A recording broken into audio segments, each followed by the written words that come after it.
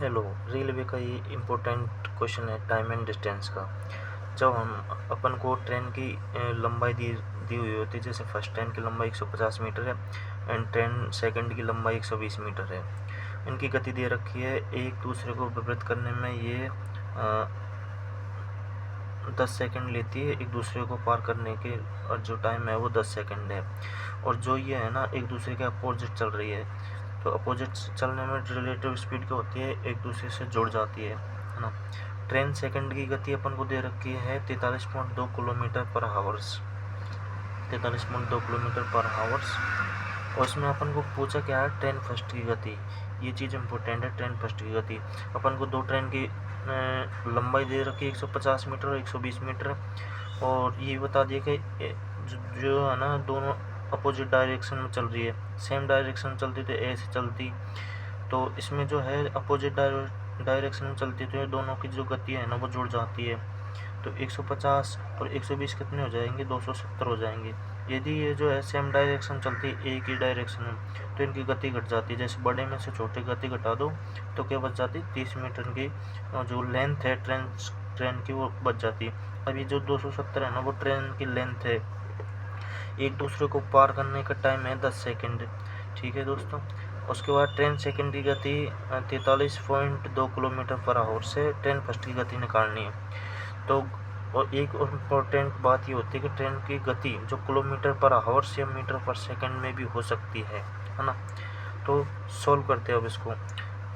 Solve करने का तरीका ये है, जैसे कि अपन को ट्रेन सेकंड की गति दे रखी है अपन को 43.2, और फर्स्ट की गति अपन से पूछ रहा है, तो उसको प्लस कर दो यहाँ पे। फर्स्ट की गति अपन को पता नहीं है, सेकंड की पता, 43.2 किलोमीटर बराबर। अब जो है ये दोनों क्या है, रिलेटिव डिस्टेंस कितनी है, 150 मीटर प्लस 120 मीटर। दोनों अपोजिट डायरेक्शन में जा रही तो ये दोनों जुड़ जाएंगी, तो 150 प्लस 120 लिख दिया। उसके बाद जो है 10 सेकंड में जो है ये एक दूसरे को पार कर रही है। एक दूसरे को पार करने का टाइम है 10 सेकंड। ये देखो, एक दूसरे को पार करने का टाइम है 10 सेकंड।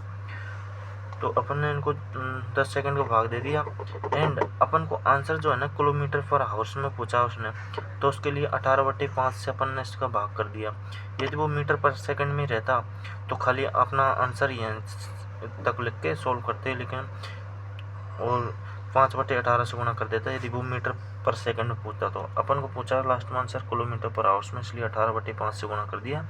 उसके बाद सॉल्व करते ही ऐसे कैसे एक्स प्लस 43.2 बराबर 150 प्लस 120 270/10 इंटू 18/5। अब 0 से 0 काट दिया, बचा 27। एक्स प्लस 43.2 बराबर 27 गुणा 18 कर दिया अपन ने, तो कितने आ गए, 486 आ जाते हैं 27 गुणा 18 करने पर। अब अपन को 5 का भाग देना। अब 5 का भाग देना है तो दोस्तों अपन को ऐसा नहीं करना कि 486 में ऐसे दे रहे 5 का भाग बहुत बार दे रहे फिर ऐसे पॉइंट लगा रहे। अपन को क्या करना, जब अपन को किसी भी संख्या में 5 का भाग देना तो ऊपर की संख्या को डबल करके और उसके जो पॉइंट लगा देना छोड़ के। जब कभी भी नीचे 5 का भाग देना हो तो ऊपर की संख्या को डबल कर एक संख्या बाद पॉइंट लगा देते, पीछे से लगाना अपन को पॉइंट। तो मैंने इसको डबल कराया ना, तो अपना आया कितना, 972।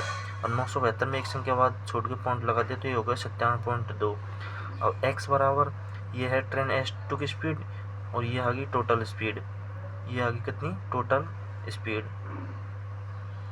तो x बराबर 43.2 को उधर से घटा दिया इसमें 57.2 टोटल स्पीड में से, तो ये S2 के अपन ने स्पीड घटा दी, तो ये S1 की स्पीड आ गई। मतलब ट्रेन S1 की स्पीड आ गई, ट्रेन S1 की स्पीड।